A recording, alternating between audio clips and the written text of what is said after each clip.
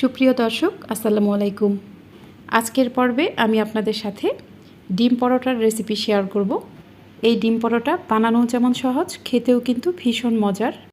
এই পরোটাটি একদম নরম তুলতুলে হয়। আপনারা এই পরোটা সকালের নাস্তা হিসেবে পরিবেশন করতে পারেন অথবা বাচ্চাদের টিফিনেও কিন্তু এই ডিম পরোটাটি বানিয়ে দিতে পারেন। আশা করছি আজকের এই রেসিপিটি আপনাদের সবার কাছে খুবই ভালো লাগবে। আমার আজকের এই রেসিপিটি আপনাদের কাছে ভালো লাগলে আমার চ্যানেলটি সাবস্ক্রাইব করে পাশে থাকা অল লেখা বাটনটাতে ক্লিক করে দিবেন। আর যারা এই ভিডিওটা ফেসবুক থেকে দেখছেন তারা আমার ফেসবুক পেজটিকে লাইক ও ফলো দিয়ে রাখবেন। চলুন তাহলে এবার রেসিপিটি দেখে নেওয়া যাক। এর জন্য আমি একটা বাটিতে 2 কাপ পরিমাণ ময়দা নিয়ে নেব।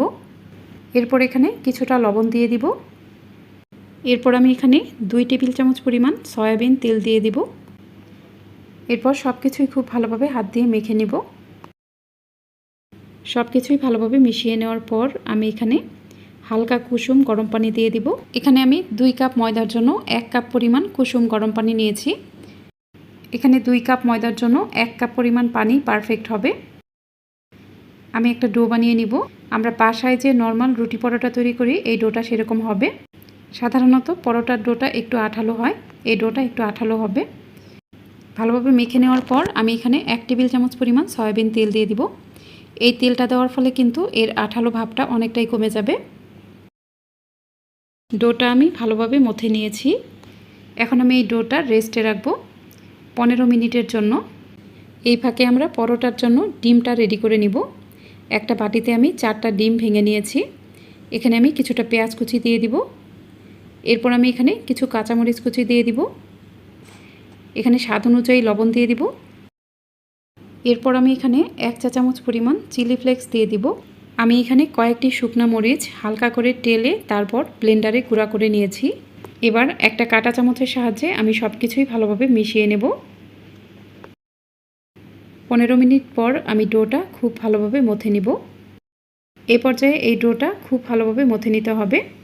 এই ডোটা যত ভালোভাবে মথে নেবেন আপনার পরোটাও কিন্তু তত বেশি সুন্দর হবে।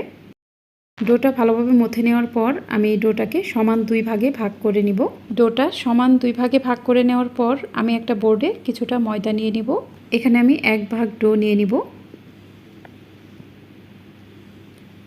আমি একটা বড় পাতলা রুটি বেলে নিব। রুটিটাকে যতটা সম্ভব পাতলা করে বেলার চেষ্টা করবেন। আমি একটা বড় রুটি বেলে নিয়েছি। এখন আমি এখানে 2 টেবিল চামচ পরিমাণ সয়াবিন তেল দিয়ে দিব। আপনাদের হাতের কাছে যদি ঘি থাকে তাহলে আপনারা এখানে তেলের বদলে ঘি দিয়ে দিবেন।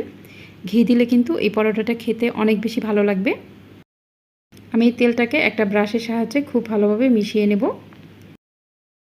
এরপর আমি এখানে কিছু ময়দা ছিটিয়ে দিব। ময়দাটা আমি হাত দিয়ে খুব ভালোভাবে মিশিয়ে নেব। এরপর আমি এই পরোটাটাকে এভাবে রোল করে নিব। রোল করে নেওয়ার পর আমি এটা হাত দিয়ে এভাবে একটু সমান করে নিব। এরপর একটা নাইফের সাহায্যে এই রোলটাকে আমি সমান 4টি ভাগে ভাগ করে নিব। সমান 4টি ভাগে ভাগ করে নেওয়ার পর আমি এটাকে এরকম গোলাকৃতি করে নিব। আমি প্রত্যেকটা ডোকে এভাবে গোলাকৃতি করে নিব। এবার বোর্ডে কিছুটা ময়দা নিয়ে নিব এবং 1 ভাগ ডো নিয়ে আমি পরোটা বেলে নিব। এই পরোটাটা একটু পাতলা করে বেলতে হবে। এই পরোটাটা কিন্তু খুব বেশি মোটা করে বেলা যাবে না। এই পরোটাটা একটু পাতলা হবে। দেখুন আমি একটা পাতলা পরোটা বেলে নিয়েছি। এখন আমি পরোটাটা ভাজতে চলে যাব। চুলায় একটা প্যান বসিয়ে আমি এখানে পরোটাটা দিয়ে দিব। আমি কিন্তু প্রথমে এখানে কোনো তেল ব্যবহার করব না। পরোটার এক পাশ যখন কিছুটা হয়ে যাবে তখন আমি এটা উল্টে দিব। এর অপর পাশটাও যখন কিছুটা হয়ে যাবে তখন আমি এটা উল্টে দিব। খেয়াল রাখবেন পরোটার কালারটা যেন খুব বেশি চেঞ্জ না হয়ে যায়। এটা একটু সাদা সাদা কালারই থাকবে। এটা 2 থেকে 3 বার উল্টে দেওয়ার পর আমি এর উপরে ডিমের মিশ্রণটা দিয়ে দিব। এরপর একটা ব্রাশের সাহায্যে আমি ডিমের মিশ্রণটাকে চারপাশে সমান করে নিব।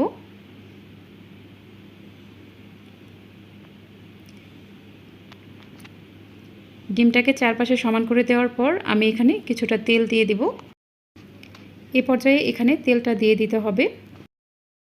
তেল দেওয়ার পর আমি এর অপর পাশটা ভালোভাবে ভেজে নেব। এর অপর পাশটা যখন ভালোভাবে হয়ে যাবে তখন আমি এটা উল্টে দিব। দেখুন পরোটার কালারটা কতটা সুন্দর হয়েছে, আর পরোটাটাও কিন্তু খুব সুন্দরভাবে ফুলে উঠেছে। আমি এটা চেপে চেপে খুব ভালোভাবে ভেজে নেব। এরপর আমি এই পরোটাটা উল্টে দিব। দেখুন ডিমটাও কিন্তু খুব ভালোভাবে ভাজা হয়ে গেছে। আমার পরোটাটা ভাজা হয়ে গেছে, এখন আমি এটা উঠিয়ে নেব। এইভাবেই কিন্তু প্রত্যেকটা পরোটা ভেজে নিতে হবে। আমি কয়েকটি পরোটা ভেজে নিয়েছি। দেখুন পরোটাগুলো দেখতে কতটা সুন্দর হয়েছে। আমি একটা পরোটা এভাবে রোল করে নিব। এই পরোটার সাথে কিন্তু অন্য কিছু লাগে না, এটা এমনিতেই খেয়ে নেওয়া যায়। আপনারা এই পরোটাটা সসের সাথেও পরিবেশন করতে পারেন। আমি একটা পরোটা নিয়ে এর ভেতরটা আপনাদের দেখিয়ে দিচ্ছি। এই পরোটাটা কিন্তু একদম নরম তুলতুলে হয়, আর এই পরোটা দীর্ঘ সময় পর্যন্ত নরম থাকে। দেখুন আমার পরোটাটা কতটা সুন্দর হয়েছে। দেখুন পরোটাতে অনেকগুলো লেয়ার হয়েছে। আপনারা অবশ্যই আমার পুরো রেসিপি ফলো করে বাসায় একবার ট্রাই করবেন। আশা করছি আজকের রেসিপি আপনাদের কাছে ভালো লেগেছে। আমার আজকের এই রেসিপিটি আপনাদের কাছে ভালো লাগলে আমার চ্যানেলটি সাবস্ক্রাইব করে পাশে থাকা অল লেখা বাটনটাতে ক্লিক করে দিবেন। আর যারা এই ভিডিওটা ফেসবুক থেকে দেখছেন তারা আমার ফেসবুক পেজটিকে লাইক ও ফলো দিয়ে রাখবেন। আজ এ পর্যন্তই। এরপর আবারও হাজির হব নতুন কোনো রেসিপি নিয়ে। সে পর্যন্ত সবাই ভালো থাকবেন। আল্লাহ হাফেজ।